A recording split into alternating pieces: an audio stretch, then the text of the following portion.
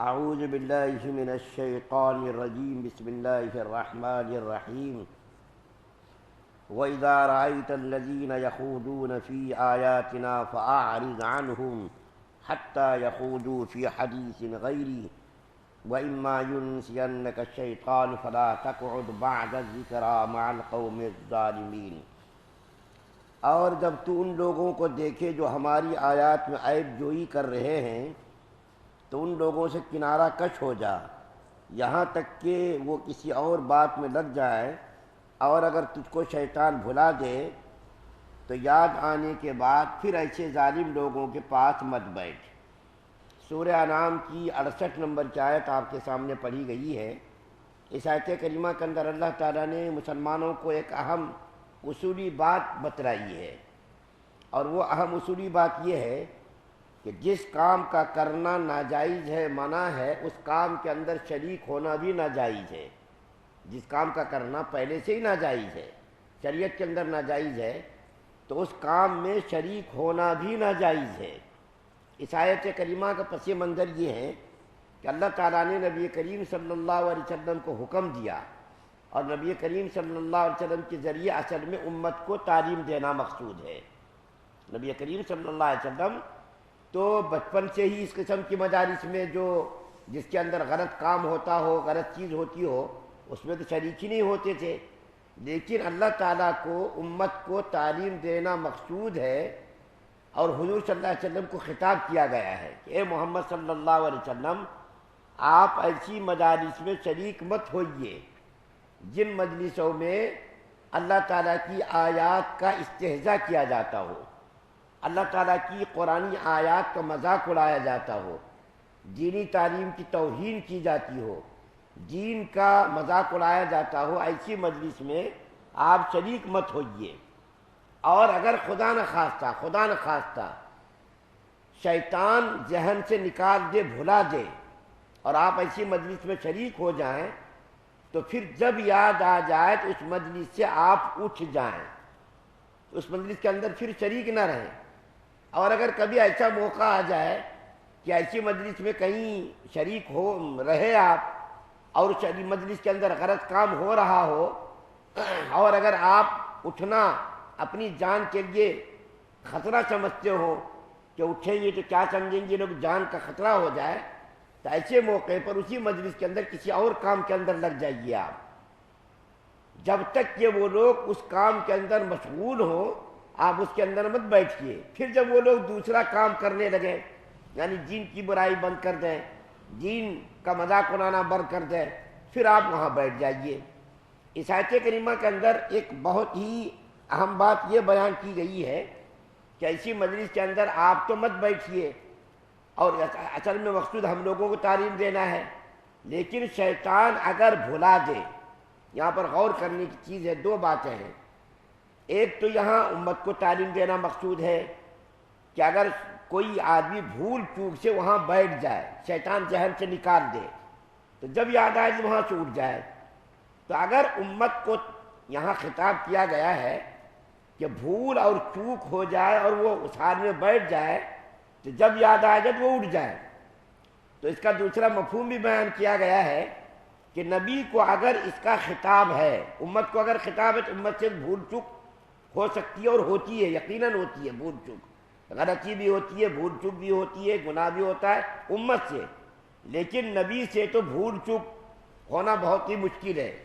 لیکن اگر کبھی بھول چوک کسی حکمت کے تحت ہو جائے، اگر نبی سے غلطی نہیں ہوتی ہے، یہ ساری امت مسلمہ کا عقیدہ ہے کہ نبی سے کوئی غلطی، گناہ نہیں ہو سکتا۔ اللہ تعالیٰ نے نبیوں کو گناہوں سے بالکل محفوظ رکھا ہے،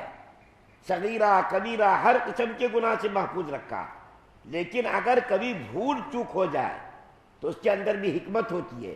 اور امت کے لیے وہ بھول چوک بھی رحمت ہوتی ہے۔ اس وقت میں دو مثال دیتا ہوں آپ کو کہ نبی کی بھول چوک بھی امت کے لیے رحمت ہوتی ہے،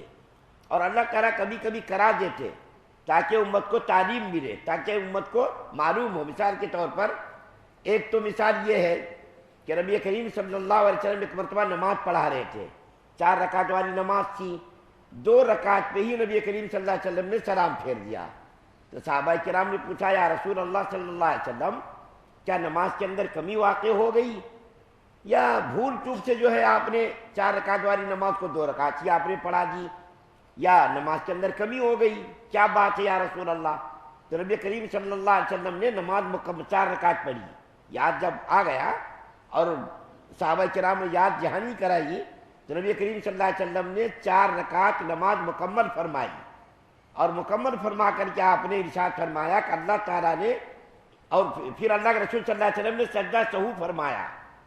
سجدہ سہو کیا۔ اس قسم کی بھول چوک ہو جائے سجدہ سہو کر لینے سے نماز ہو جاتی،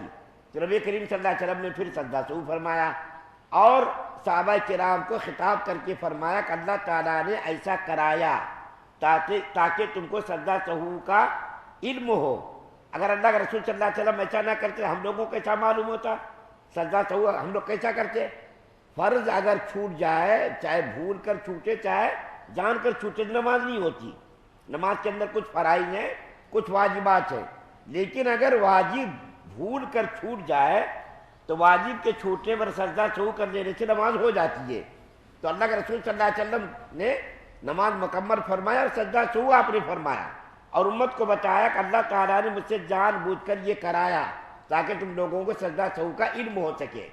ایک تو یہ مثال ہے۔ دوسری مثال یہ ہے کہ ایک مرتبہ نبی کریم صلی اللہ علیہ وسلم کسی جنگ سے واپس تشریف لا رہے تھے، رات کا موقع تھا، اور اللہ کے رسول صلی اللہ علیہ وسلم رات کو سفر کرتے تھے، دن کو بھی کرتے تھے۔ تو رات کے آخری حصے میں نبی کریم صلی اللہ علیہ وسلم نے ایک جگہ پڑاؤ کیا اور صحابہ کرام سے کہا کہ تم لوگ آرام کرو۔ حضرت بلال رضی اللہ تعالیٰ عنہ سے فرمایا اے بلال تم جاگتے رہو، نماز کا جب وقت ہو جائے تو ہم لوگوں کو بیدار کر دینا، تم جاگتے رہو۔ لیکن ایسا اتفاق ہوا کہ نبی کریم صلی اللہ علیہ وسلم بھی آرام فرمانے لگے، صحابہ کرام بھی آرام فرمانے لگے۔ حضرت بلال رضی اللہ تعالیٰ عنہ کو بھی نیند آ گئی، سوتے رہے یہاں تک کہ سورج کی کرن چہرے مبارک پر بوسہ دینے لگی۔ سورج جب نکلا اور سورج نے اپنا نور ساری کائنات کے اندر بکھیرنا شروع کیا تو سورج کی کرنیں نبی کریم صلی اللہ علیہ وسلم کے چہرے اقدس پر بھی پڑی اور کرنیں بوسہ دینے لگی۔ تو اللہ کے رسول صلی اللہ علیہ وسلم بیدار ہوئے تو دیکھا کہ صحابہ کرام بھی سو رہے، رات بھر کے تھکے ہارے سفر میں، اور یہ ہوائی جہاز کا، ریلوں کا، بسوں کا سفر تو تھا نہیں، وہ لوگ پیدل سفر کرتے تھے، زیادہ سے زیادہ اونٹ گھوڑا، اور اونٹ پر سفر کرنا کیا سمجھ رہے ہیں آپ کتنا مشکل ہوتا، اس کی پیٹھ آپ نے دیکھی ہے، اس کے اوپر سفر کرنا کتنا دشوار ہوتا، گھوڑے پر بھی سفر کرنا دشواری ہوتا، وہ تیز چلتا ہے۔ تو وہ لوگ بیچارے چونکہ صحابہ کرام تھکے ہوئے تھے، اللہ کے رسول صلی اللہ علیہ وسلم بھی تھکے ہوئے تھے، نیند آ گئی۔ جب سورج نکلا، روشنی جو ہے چہرے مبارک پر آئی تو اللہ کے رسول صلی اللہ علیہ وسلم بیدار ہوئے، اور تو دیکھا کہ سب لوگ سو رہے، حضرت بلال بھی سو رہے۔ تو اللہ کے رسول صلی اللہ علیہ وسلم نے حضرت بلال کو اٹھایا اور اٹھا کر کے کہا کہ اے بلال یہ کیا، کہ میں نے تم سے یہ کہا تھا کہ تم نگرانی کرنا، بیدار رہنا، سونا مت۔ تو حضرت بلال رضی اللہ تعالیٰ عنہ نے عرض کیا یا رسول اللہ جس رب نے آپ کو سلایا اسی رب نے مجھ کو بھی سلا دیا۔ اللہ کے رسول صلی اللہ علیہ وسلم نے اذان دلائی اور اذان دے کر کے 2 رکعت نماز آپ نے ادا فرمائی، قضا نماز۔ اگر اللہ کے رسول صلی اللہ علیہ وسلم قضا نماز نہ ادا فرماتے تو ہم لوگوں کو آج کیسا قضا کے بارے میں معلوم ہوتا کہ نماز کی بھی قضا ہے۔ اگر اللہ کے رسول صلی اللہ علیہ وسلم کو اللہ ایسا نہ کراتے تو آج امت کو قضا نماز پڑھنے کا طریقہ معلوم نہ ہوتا، قضا کے مسائل معلوم نہ ہوتے، کیا سمجھتے ہیں نماز چھوٹ گئے چھوڑ دو جانے دو، کیا ہوتا اس سے۔ لیکن اللہ تعالیٰ نے جان بوجھ کر ایسا کرایا تاکہ امت کو تعلیم ہو کہ اگر نماز قضا ہو جائے تو وہ معاف نہیں بلکہ اس کو قضا کرنا لازم ہے، بعد میں اس کو پڑھنا ضروری ہے۔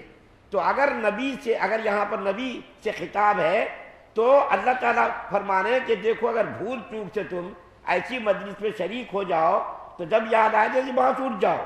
اگر یہ خطاب امت سے ہے، امت سے اگر ہے تب تو امت سے غلطی، بھول چوک، گناہ سب کچھ ممکن ہے، لیکن اگر نبی سے خطاب ہے کہ اگر تم بھول جاؤ اور جب تم کو یاد آ جائے تو آپ بھی اٹھ جاؤ، تو نبی سے اگر خطاب ہے کہ اگر آپ سے بھول چوک ہو جائے تو میں نے یہ عرض کیا کہ نبی سے بھول چوک کسی حکمت اور کسی مصلحت کے تحت اللہ تعالیٰ اگر کرا دے تو اس بھول چوک پر اللہ قائم نہیں رہنے دیتے۔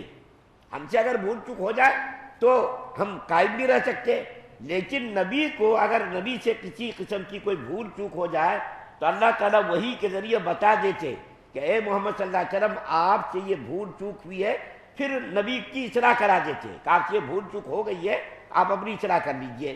دوبارہ کہ اس آیت کریمہ کے اندر ایک حکم بیان کیا گیا, ایسی مجلس جس کے اندر ناجائز کام ہوتا ہو. آج کے اس دور میں شادیوں میں خرافات ہوتی ہیں, بہت سارے ناجائز کام ہوتے ہیں, گانا بجانا ہوتا ہے, ڈانس ہوتا ہے. تو ایسی مجلس میں عام آدمی کو شریک ہونا بھی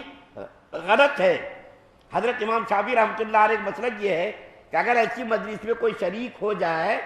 اس نیت سے کہ وہاں جا کر کے میں نصیحت کروں گا